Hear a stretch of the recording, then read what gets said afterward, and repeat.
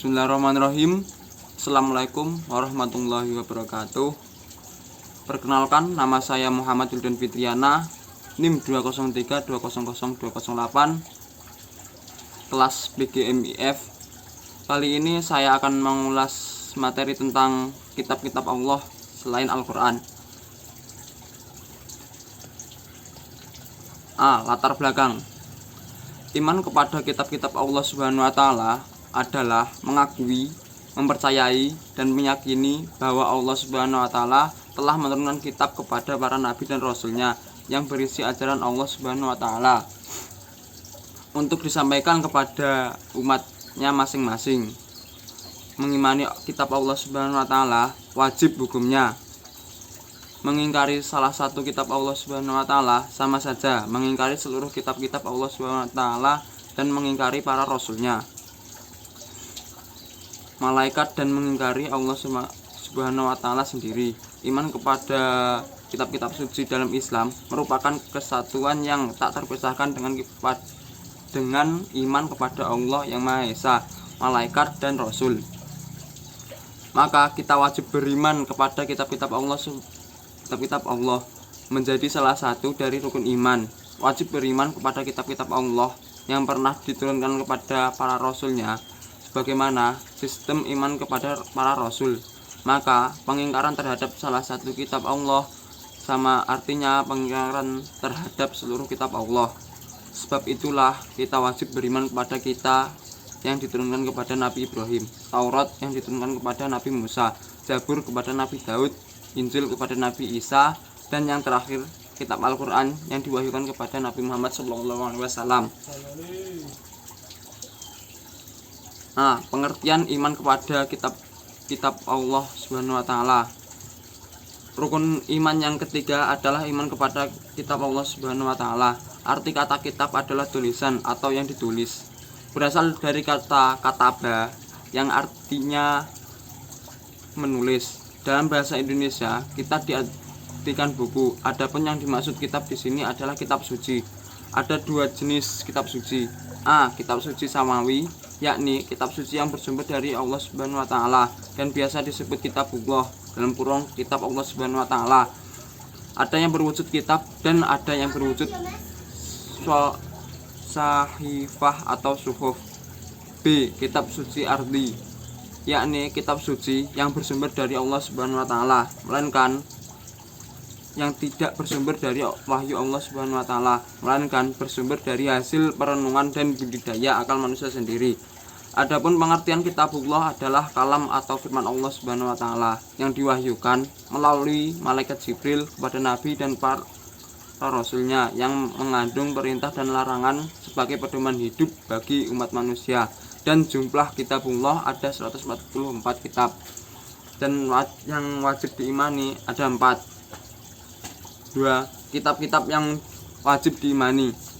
Kitab-kitab yang wajib diimani ada 4, yaitu kitab Zabur diturunkan pada Nabi Daud, kitab Taurat diturunkan kepada Nabi Musa, kitab Injil diturunkan kepada Nabi Isa, kitab Al-Quran diturunkan kepada Nabi Muhammad SAW. 3. Pengertian iman kepada kitab-kitab Allah. Yang dimaksud dengan iman kepada kitab Allah Subhanahu wa Ta'ala yaitu meyakini dengan sepenuh hati bahwa Allah Subhanahu wa Ta'ala telah menurunkan kitab-kitabnya kepada para nabi dan rasul yang berisi wahyu Allah Subhanahu wa Ta'ala, berupa perintah dan larangan untuk disampaikan kepada umat manusia agar digunakan sebagai pedoman hidup di dunia. B. Dalil nakli dan akli terkait dengan iman kepada Allah Subhanahu wa Ta'ala.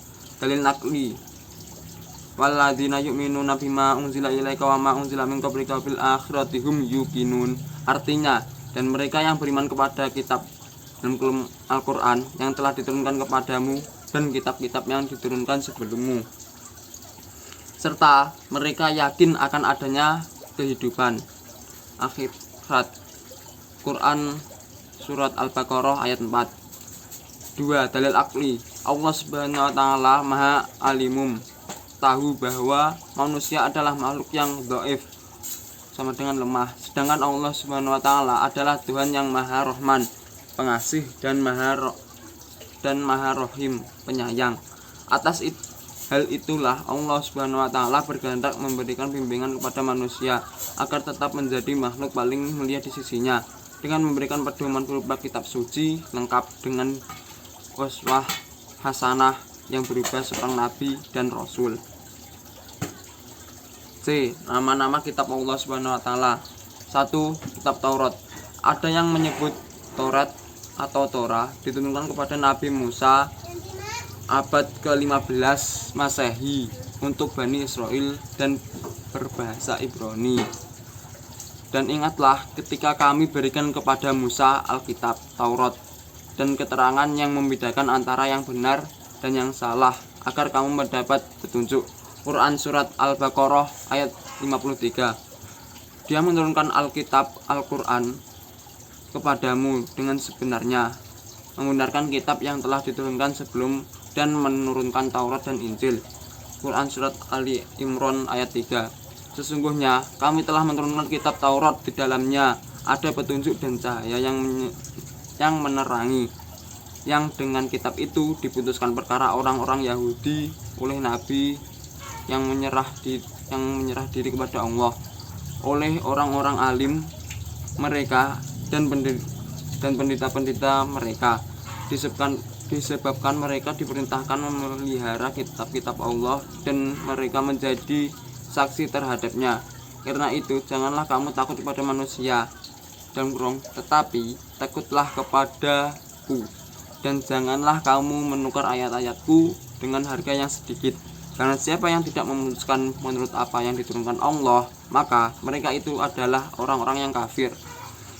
Quran Surat Al-Maidah ayat 44. Dan kami iringkan jejak mereka, Nabi dan Bani Israel, dengan Isa putra Maryam, membenarkan kitab yang sebelumnya, yaitu Taurat, dan kami telah memberikan kepadanya kitab Injil, sedang di dalamnya ada petunjuk dan cahaya yang menerangi dan membenarkan kitab yang sebelumnya, yaitu kitab Taurat, dan menjadi petunjuk serta pengajaran untuk orang-orang yang bertakwa. Quran Surat Al-Maidah ayat 46. Dan Allah mengajarkan kepadanya Alkitab, hikmah, Taurat dan Injil.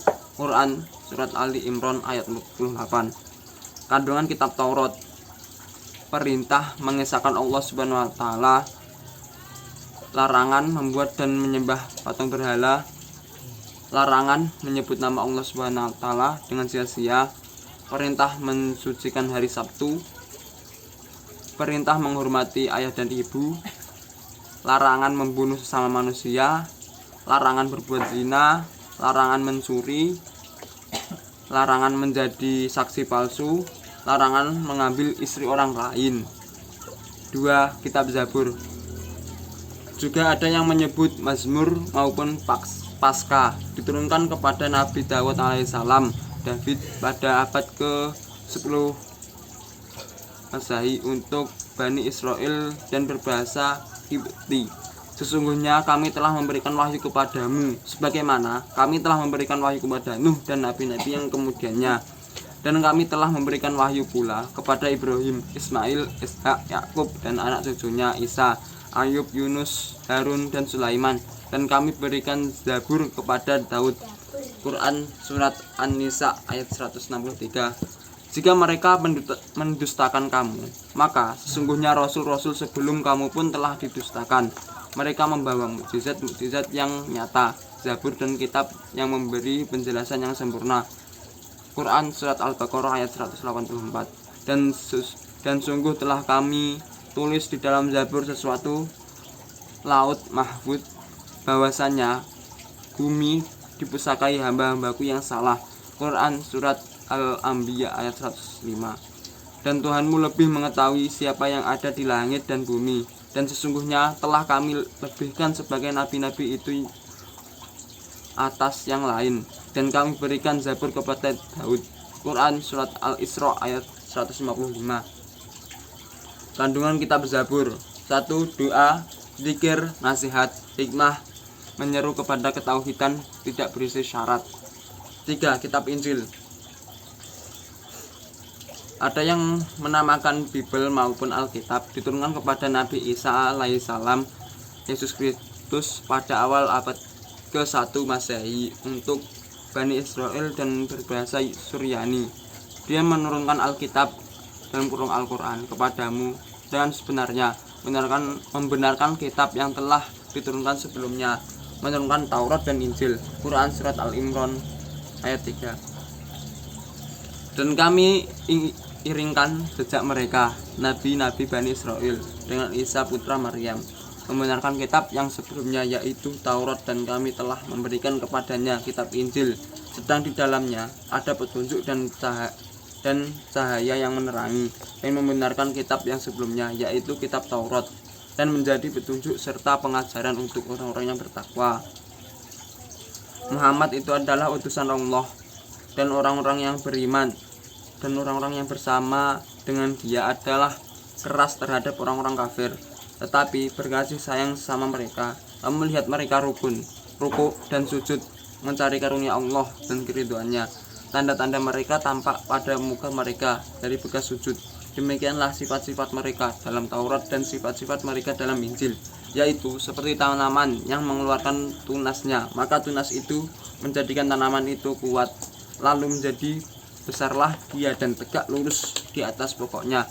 Tanaman itu menyenangkan hati penanamannya, karena Allah hendak menjengkelkan hati orang kafir dengan kekuatan orang-orang mukmin.